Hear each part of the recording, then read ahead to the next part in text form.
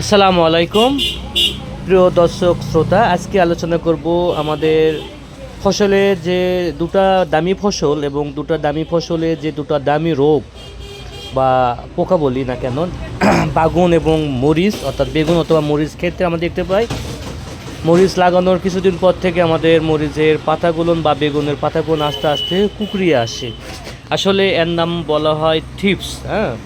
মরিচে আমরা বা বেগুনে আমরা যে কুকড়ানো দেখতে পাই তার নাম মূলত হচ্ছে থ্রিপস বা এক ধরনের পাতা কুকড়ানো বলা হয়। তাহলে এখান থেকে আমাদেরকে কী করতে হবে? প্রথমত মরিচ বা বেগুনের থ্রিপসটা দমন করতে হবে।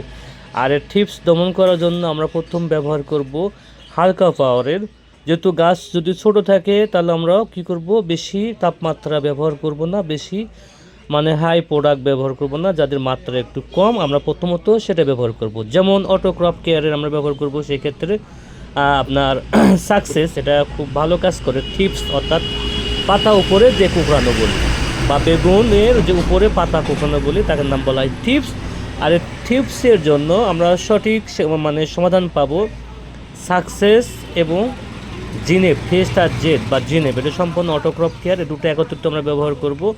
আর ব্যবহার বিধি সম্পর্কে লেখা আছে। মরিচ হোক বেগুন হোক যে কোনো ফসলই ব্যবহার করা যাবে কুকড়ানোর জন্য, পাতা কুকড়ানোর জন্য আমরা দুটা নিঃসন্দেহে ব্যবহার করব।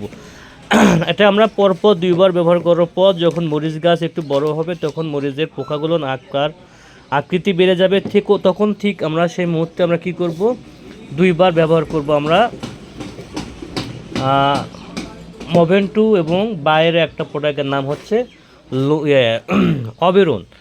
এই অবেরন আমার সম্ভবত ডেস্কটপে আছে ওখানে, তো অবেরনের উপরে দেখা যাচ্ছে, আমি এটা আনি নাই, ওদের পাশে দেখা যাচ্ছে অবেরন, আমি বুঝতে পারছি না, উপরে আসছে। আচ্ছা, অবেরনটা আমরা ব্যবহার করতে পারবো। আচ্ছা, তাহলে আমি কী করবো, আমরা মোভেন্টুর সাথে কি ব্যবহার করব? আমরা ওই অবেরনটা আমরা ব্যবহার করব। মোভেন্টুর সঙ্গে আমরা কী ব্যবহার করব? অবেরন ব্যবহার করব। এটা আমরা পরপর দুইবার ব্যবহার করব, ইনশাআল্লাহ আমরা ভালো রেজাল্ট পাবো। এবং অবশ্যই আমরা বিকেলবেলা কিন্তু এটা ব্যবহার করতে হবে, বিকেলে ব্যবহার করব। এখন যখন আমাদের এটা দুইবার ব্যবহার করা শেষ তখন আমরা ব্যবহার করব আরও হাই পাওয়ার। তখন আমরা যাব অটোক্রপকের একটা প্রোডাক্টের নাম বলি, যার নাম হচ্ছে আপনারা সবাই চেনেন ট্রেসার। এই ট্রেসারটা আমরা তখন ব্যবহার করব ব্যাপকভাবে। এই ট্রেসার আমরা পরপর 2বার থেকে 4বার ব্যবহার করতে পারবো। আশা করি আমরা যদি এভাবে নিয়মতান্ত্রিকভাবে যদি আমাদের মরিচ খেতে এবং বেগুনে যদি সঠিক এই উপকারিতা যদি কীটনাশক ব্যবহার করতে পারি, অবশ্যই আমরা সাকসেস হতে পারি এবং ভালো লাভবান হব। বাংলাদেশের সবচেয়ে দামি প্রোডাক্টই হচ্ছে বেগুন এবং মরিচ, যা কৃষককে ব্যাপকভাবে প্রভাবিত করে এবং অল্প সময়ের মধ্যে ভালো লাভবান করে দেয়। সবাইকে ধন্যবাদ।